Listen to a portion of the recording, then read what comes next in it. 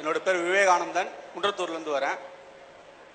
இப்போ பார்த்தீங்கன்னா நம்ம சாதாரணமாக பார்க்கும்போது மனுஷன்லேருந்து இந்த இயற்கையோட படைப்புலேருந்து இந்த பிரபஞ்சத்திலேருந்து எல்லாத்தையும் பார்க்கும்பொழுது இந்த மதத்தில் சொன்னாங்க அந்த மதத்தில் சொன்னாங்க இல்லாமல் நம்ம பகுத்தறிவுக்கு உட்பட்டு இந்த இயற்கையெல்லாம் பார்க்கும்பொழுது இந்த இயற்கையும் இந்த பிரபஞ்சத்தெல்லாம் படைச்ச இறைவன் எவ்வளவு சக்தி வாய்ந்தவரா எவ்வளவு பெரியவரா இருக்கணும்ன்றதை நம்ம பார்க்குறோம். இது இந்து மதத்தில் சொன்னாங்க, கிறிஸ்தவ மதத்தில் சொன்னாங்க, இஸ்லாம் மதத்தில் சொன்னாங்கலாம் இல்லை. என்னுடைய பகுத்தறிவுக்குட்பட்டு நான் இதை பார்க்குறேன். அப்போ இந்த பிரபஞ்சத்தை படைச்ச இறைவன் எவ்வளவு சக்தி வாய்ந்தவரா இருக்கணும்ன்றதை நான் உணர்றேன். அப்படி இருக்கும்பொழுது இப்போ இஸ்லாம் மதத்தில் நீங்க என்ன சொல்றீங்கன்னா, இப்படி தொழுகணும், இறைவனை இப்படி தொழுகணும், 5 வேளை தொழுகணும், ரமலான் நோன்பு வைக்கணும், பிறை பார்த்து நோன்பு வைக்கணும், பிறை பார்த்து நோன்பு திறக்கணும், இந்த பிறை அப்புறமா நோன்பு விட்டுறணும், அப்படிலாம் நீங்க சொல்றீங்க. இதெல்லாம் இஸ்லாம் மார்க்கத்தில் சொல்லப்பட்டிருக்குன்னு சொல்றீங்க.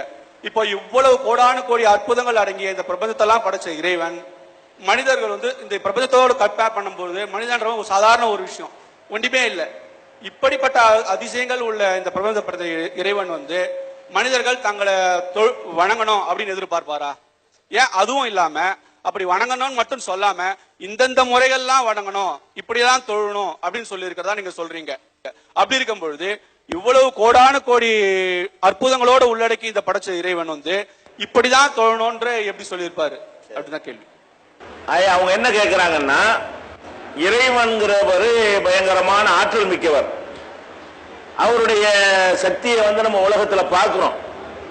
அண்ட சராசரங்களை எல்லாம் படைத்து நிறைய அதிசயங்களை எல்லாம் செய்த ஒரு இறைவன் அவரை வணங்கணும்னு நம்மள்ட்ட எதிர்பார்ப்பாரா? அவரே நம்ம வணங்கணும், அவ்வளவு பெரிய கடவுளை போய் வணங்கணும்னு அவர் எப்படி எதிர்பார்ப்பாரு, அவர் எப்படி சொல்லுவாரு அப்படிங்கிறது தான் அவங்களுடைய கேள்வி.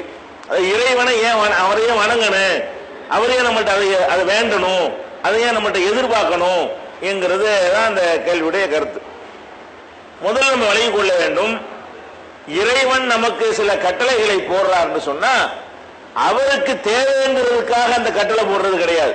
அப்படி போட்டா இந்த கேள்வி வரும், நம்ம போய் வணங்கினாத்தான் கடவுளுக்கு மரியாதை கூட, ஒருவருமே வணங்கலைன்னா அவருக்கு மரியாதை இல்லாம போயிடும், அவருக்கு அதிகாரம் இல்லாம போயிடும், அவருக்கு சக்தி எல்லாம் போயிடும் அப்படிங்கிறதுக்காக இந்த வணக்கத்தை இஸ்லாம் நமக்கு சொல்லவில்லை.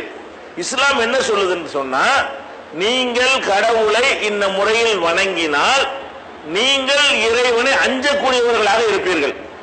நீங்கள் இறைவனை அஞ்சக்கூடியவர்களாக இருந்தால் உங்க வாழ்க்கையில ஒழுங்காக நடந்து கொள்வீர்கள். இப்ப நம்ம இஸ்லாத்துல ஒரு 5 நேரம் தொழணும்னு சொல்றோம். 5 நேரம் தொழுவதனால கடவுளுக்கு ஏதோ ஒரு கண்ணியத்தை கூட்டுவதனாலயா, கூட்டுவதற்காகவா இதை செய்யறோம்? கண்டிப்பா கிடையாது.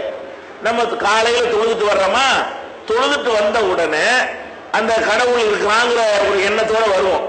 கடவுள் இருக்கிறான், நம்மளை பார்த்து கொண்டிருக்கிறான், அவன் ஒரு சூப்பர் பவரா இருக்கிறான், அவனுக்கு நம்ம பயந்து நடக்கணும், கடவுள் சொல்றபடி நம்ம ஒழுக்கமா வாழணும்னு சொல்லிட்டு வெளியே வருவோம். இந்த உலகத்தோட கலந்து வியாபாரம் பண்ணி மக்களோட பழகும் பொழுது கொஞ்சம் கொஞ்சமா அந்த சார்ஜ் குறைய ஆரம்பிச்சிடும். குறைய ஆரம்பிச்ச உடனே இன்னொரு போய் மத்தியானத்துல ஒரு பிரேயர் பண்ணிக்கிட்டோம்னு சொன்னா மறுபடியும் அந்த ஒரு புதுப்பித்த மாதிரி நம்மளே என்ன செய்வோம், இறைவன் பயந்து நடக்கணும் அப்படின்னு ஒரு 5 தடவை நம்ம உலகத்துல பகல் நேரங்கள்ல ஒரு 5 தடவை தொழுகையை நடத்தும் பொழுது அதுக்கு இடைப்பட்ட நேரங்கள்ல நம்ம கடவுள் பயம் உள்ளவர்களாக வாழ்வோம். அப்ப கடவுள் பயத்தோட ஒரு வியாபாரி இருக்கான்னு வைங்களேன், அவன் மோசடி செய்யாம, கலப்பனை செய்யாம, ஏமாத்தாம ஒழுங்கா வியாபாரம் பண்றதா இருந்தால் நம்மளுக்கு மேல ஒரு சூப்பர் பவர் இருக்கிறான், அவன் பார்த்துக்கிட்டு இருக்கிறான் பயம் இருந்தா தான் அப்படி நடத்த முடியும். அந்த பயம் எல்லாருக்கும் இருந்தாலும் இந்த உலகத்துக்குள்ள நுழைஞ்சு வாழும் போது நம்மள்ட்ட போயிடுது. சில நேரங்களில் தான் கடவுளை பத்தி பேசுறமே தவிர பல நேரங்களில் நம்ம இஷ்டத்துக்கு தான் நடக்கும். கடவுள் இருக்கிறார் நம்பக்கூடியவர்கள் தான் போதை பொருட்களை பயன்படுத்துறாங்க. கடவுள் இருக்கிறார்னு ஒரு பக்கம் சொல்லிக்கிறாங்க, ஆனா தண்ணி அடிக்கிறாங்க. கடவுள் இருக்கிறார்னு சொல்லிக்கிறாங்க, சூதாடுறாங்க. கடவுள் இருக்கிறார்னு சொல்லிக்கிறாங்க, விபச்சாரம் பண்றாங்க. கடவுள் இருக்காருன்னு சொல்றாங்க, எல்லா விதமான மோசடிகளை பணம் சம்பாதிப்பதற்காக வேண்டி எல்லா விதமான சமரசங்களையும் அவர்கள் செய்து கொள்வதை நீங்க உலகத்துல பாக்குறீங்க. அப்படின்னா கடவுள் இருக்கிறார்னு நம்புவது மட்டும் பத்தல, அந்த நம்பிக்கையை உத்வேகத்தை அதிகப்படுத்தவும் தேவையாக இருக்கிறது, சார்ஜ் பண்ணவும் தேவையாக இருக்கிறது. அப்ப இப்படி ஒருத்தர் கடவுள் நம்மளை பார்த்துட்டு இருக்கிறாரு என்கிற ஒரு பயிற்சியை நம்ம எடுத்தால் அது நமக்கு நல்லது, அவருக்கு தேவை கிடையாது. கடவுளுக்கு தேவை என்பதற்காக இந்த கடமைகள் வந்து நமக்கு சுமத்தப்படல. நமக்கு தேவை, நம்ம நல்லபடியா உலகத்துல வாழலாம். அதே மாதிரி நோன்பு ஒரு கடமை இஸ்லாத்துல இருக்கிறது. நோன்புல வந்து நம்ம ஏதோ பட்டினி கிடந்து உலகத்துடைய பொருளாதாரத்தை மிச்சப்படுத்துறோம் அப்படிங்கிற அதுக்காக நோன்பு வைக்கிறோம். நோன்பு வச்ச காரணத்தினால கடவுளுடைய கஜானாவுல வந்து மிச்சமாகுது, அதுக்காக நம்ம நோன்பு வைக்கிறது இல்லை. நோன்பு காலத்திலையும் மற்ற காலத்திலையும் ஒரே மாதிரியா தான் சாப்பிடுறோம். நோன்பு காலத்திலையும் மற்ற நாளும் எடுத்து பார்த்தீங்கன்னா நோன்புல தான் அதிகமா நாங்க சாப்பிடுவோம். பகல்ல சாப்பிட மாட்டோமே தவிர நோன்பு திறந்த உடனே ஒரு தடவை சாப்பிடுவோம், அப்புறம் நைட்டு ஒரு தடவை சாப்பிடுவோம், அப்புறமேல 3 மணி 4 மணியை போல ஒரு தடவை, அதே 3 வேளை சாப்பிட்டுருவோம். அந்த சாப்பாடு கூட சாதாரண நாட்களில் சாப்பிடுவதை விட ருசியாகவும் தரமாகவும் அப்படி தயாரிச்சு அதிகமாகவும் நாங்க என்ன செய்வோம், சாப்பிடுறோம். அப்ப நோன்பு வைக்கிறதுனால எந்த ஒரு சாப்பாடு மிச்சமும் ஏற்படுறது இல்லை. நோன்புல தான் எங்க மக்கள்கிட்ட போய் கேட்டு பாருங்க, மற்ற மாதங்களை விட நோன்புல இன்னொரு மடங்கு செலவு அதிகமாகும். உணவுக்கே வந்து 2 மடங்கு செலவாகும். அப்ப இந்த நோன்பு வைப்பு வந்து நாங்க பட்டினி கிடந்து அது ஏதோ கடவுளுக்கு பெரிய அர்ப்பணிக்கிறதுக்காக வேண்டியான கிடையாது. எதுக்காக இந்த நோன்பு வைக்கிற காரணத்தினால முடிச்சுக்கிட்டு இருக்கிறோம். பகல்ல எப்பவுமே வந்து இந்த 3 வேளை தான் சாப்பிடுறோம்.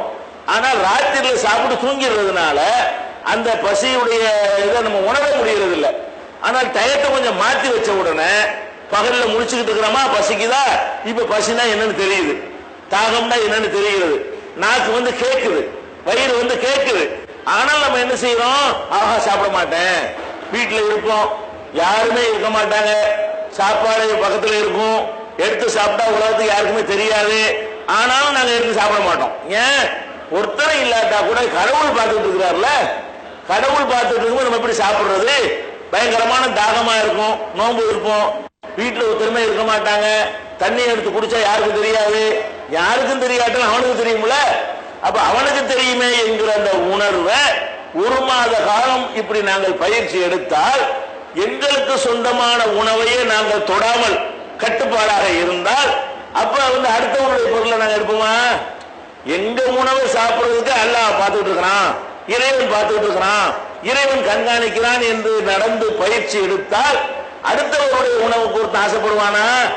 அவனுடைய மனைவியோடு சேர்ந்து இருக்கக்கூடிய நேரத்தில் கல்யாணம் பண்ண புது மாப்பிள்ளை புது பொண்ணா இருப்பாங்க, அந்த நேரத்தில் பகல் நேரத்தில் கணவன் மனைவி சேராமல் தங்களை கட்டுப்படுத்தி கொண்டாங்க என்று சொன்னா என் மனைவிட்ட என் கணவன்கிட்டயே நான் வந்து கடவுளுக்கு பயந்து கடவுள் பார்த்துக்கிட்டு இருக்கிறார் என்று அஞ்சி நான் கட்டுப்பாடாக இருக்கும் பொழுது நான் எப்படி வேற வகையில் போய் என்னுடைய அந்த சந்தோஷத்தை நான் அடைவேன், வேற எப்படி தப்பான முறையில் நடப்பேன், பிறன்மனை நோக்கக்கூடியவனாக நான் எப்படி இருப்பேன்? இந்த மாதிரியான ஒரு பயிற்சி நமக்கு கிடைக்கிறது. நம்ம ஒரு வாத்தியார் வந்து மாணவனை பார்த்து நீ அதை படி இதை படின்னு கட்டளை போட்டாருன்னு சொன்னா வாத்தியாருக்கு தேவைங்களுக்கு கட்டளை போடுறாரு, நமக்கு தேவையா இருக்கு, மாணவர்களாகிய நமக்கு தேவை என்பதற்காக வேண்டி கடவுள் கட்டளையை போட்டார்னு சொன்னா நம்ம என்ன நினைக்கக்கூடாது, அவருக்கு இதெல்லாம் தேவைன்னு நினைக்க கூடாது. அவருக்கு தேவையே கிடையாது, அவருடைய தேவைக்காக எந்த ஒரு வணக்கமும் இஸ்லாத்தில் கிடையாது. இந்த வணக்கங்களின் மூலமாக, அதனால இங்க இஸ்லாம் மார்க்கத்தில் கடவுளுக்கு காணிக்க கொடுக்கிறது கிடையாது. கடவுளுக்கு போய் ரூபாய் கொடுத்துட்டு பழம் பத்தி சாம்பிராணி மெழுகுவத்தின்னு ஒண்ணு கொடுக்க கூடாது. பள்ளிவாசல்ல போய் சும்மா போய் தொழுதுட்டு வரணுமே தவிர அதுக்குன்னு கட்டணமோ காசு ஒன்றுமே கிடையாது. அப்ப இந்த கடவுளுக்கு தேவை என்கிற அடிப்படையில் எந்த ஒரு வணக்கமும் இந்த இஸ்லாம் மார்க்கத்தில் கிடையாதுங்க. பொருளாதார சம்பந்தப்பட்ட வணக்கத்தை எடுத்துக்கொண்டால் கூட இப்ப கடவுளுக்காக நான் தர்மம் செய்யறேன், கடவுளுக்காக நான் 1 லட்சம் ரூபாய் செலவு பண்றேன் அப்படின்னு ஒருத்தன் வந்து நேர்ச்சை செய்தானேயானால், வேண்டுதல் பண்ணினானேயானால் அவன் வந்து கடவுளுக்குன்னு சொல்லி பள்ளிவாசல் கொடுக்க கூடாது. கடவுளுக்கு கொடுக்கிறேன்னு ஒருவன் நேர்ச்சை செய்தால் அதுக்கு இஸ்லாத்தில் அர்த்தம் என்ன, ஏழைகளுக்கு கொடுக்குறேன்னு அர்த்தம். கடவுளுக்காக நான் 1 கோடி ரூபாய் செலவு பண்ணுவேன்னு ஒருத்தன் சொன்னான்னு வைங்க, அதுக்கு போய் ஒரு பள்ளிவாசல கட்டினால் செல்லாது. கடவுளுக்குன்னு எதை நீங்க செய்வதாக முடிவெடுத்தாலும் அதுக்கு சொந்தக்காரங்க ஏழைகள். அப்ப கடவுளுக்கு நான் 1 லட்சம் ரூபாய் கொடுப்பேன்னா ஏழைகளுக்கு 1 லட்சம் ரூபாய் பங்கிட்டு கொடுக்கணும். கடவுளுக்காக நான் 10 பேருக்கு சோறு போடுவேன்னு சொன்னா 10 ஏழைக்கு சோறு போடணும். அப்ப கடவுளுக்கு என்று சொல்லி இந்த பொருளாதாரம் சம்பந்தமா என்னத்தையா நம்ம செய்வதாக இருந்தால் கூட அது கூட யாருக்கு தான் போகுது, மக்களுக்கு தான் போகிறது. இப்ப தொழுகை இருக்கிறது, நோன்பு இருக்கிறது. இஸ்லாத்தினுடைய இன்னொரு கடமை ஜக்காத், உங்களுக்கு தெரியும். இந்த ஜக்காத்துங்கிற ஒரு கடமை வந்து என்னது, பண வசதி படைத்தவங்க அவங்களுடைய மொத்த சொத்துல 2.5% ஏழைகளுக்காக கொடுக்கணும். மக்களுக்கு கொடுக்கிறது வணக்கம். இதுல என்ன கடவுளுக்கு என்ன இருக்கிறது? இந்த ஜக்காத்துங்கிற இந்த கடமையை செய்யறதுனால கடவுளுக்கு காணிக்கையா போட சொல்லுது. இந்த பணத்தை என்ன செய்யணுமா? ஏழைகளுக்கு, கடனாளிகளுக்கு, திக்கற்றவர்களுக்கு, கஷ்டப்படுறவர்களுக்கு, அடிமைகளா இருக்கக்கூடியவர்களுக்கு, இந்த மாதிரியான பணிகளுக்கு நீங்கள் என்ன செய்யுங்க? உங்களுடைய பணத்தில் இருந்து 2.5% செலவு பண்ணுங்க. இஸ்லாமிய அரசாங்கம் இருந்தா கட்டாயமா வசூல் பண்ணி செலவு பண்ணுவாங்க. இஸ்லாமிய அரசு இல்லைன்னா கடவுளுக்கு பயந்து நம்மளா என்ன செய்யறது? அது செய்யறது. அப்ப இந்த பணம் என்னுடைய பணம், நான் எப்படி வேணாலும் செய்வேங்கிற அந்த எண்ணத்திலிருந்து விடுபட்டு நம்ம பணத்திலையும் ஏழைகளுக்கு பங்கு இருக்கிறது, நம்ம சம்பாதிச்சதுலையும் மற்றவங்களுக்கு உரிமை இருக்கிறதுங்கிற ஒரு எண்ணத்தை நம்ம வளர்த்து கொண்டால் அது நமக்கு நல்லது தானே, நமக்கு தான் நல்லது. தவிர கடவுளுக்கு கையில் என்ன இருக்குது? இந்த ஏழைகளுக்கு எல்லாம் கொடுக்கறதுனால கடவுளுக்கு என்ன கண்ணியம்? ஒண்ணும் கிடையாது. அப்ப இஸ்லாத்துல சொல்லப்பட்ட இந்த வணக்கங்கள் எல்லாமே எதுக்குன்னு கேட்டா, நம்ம நல்லபடியா இருக்கணும், நம்ம கடவுள் ஒருத்தன் இருக்கிறாங்கிற அந்த எண்ணத்தை என்ன செய்யணும்? எப்பவுமே வைத்துக் கொண்டே இருக்க வேண்டும். அதை உண்டாக்குவதற்கு தான் இந்த மாதிரியான வணக்கங்கள் இஸ்லாத்தில் இருக்கு. அவருக்கு தேவைங்கிற அடிப்படையில் ஒரு வணக்கமும் கிடையாது. நம்ம யாரும் வணங்காட்ட கூட அவருக்கு எந்த கிரேடு, நம்ம எல்லாம் இல்லாம இருக்கும்போது அவர் இருந்தாரா இல்லையா? இந்த உலகத்துல யாரையும் படைக்க முந்தி அவர் மட்டும்தானே இருந்தாரு. அவர் மட்டும் இருக்கக்கூடிய நேரத்தில் அவருக்கு அதே கிரேடு தான். இன்னைக்கு கோடான ஓடு மக்கள் இருந்தாலும் அதே கிரேடு தான். எல்லாருமே கடவுள் கிடையாதுன்னு டிக்ளேர் பண்ணா கூட அவருடைய சக்தி தான் குறைஞ்சு போயிருமா? இல்ல நமக்கு செய்து கொள்வது, நம்ம நல்லபடியா இருப்பதற்காக வேண்டி இந்த கடவுள் பயம் என்பது உனக்கு தேவைப்பா, இந்த சார்ஜ் ஏத்திக்க, இல்லைன்னா சார்ஜ்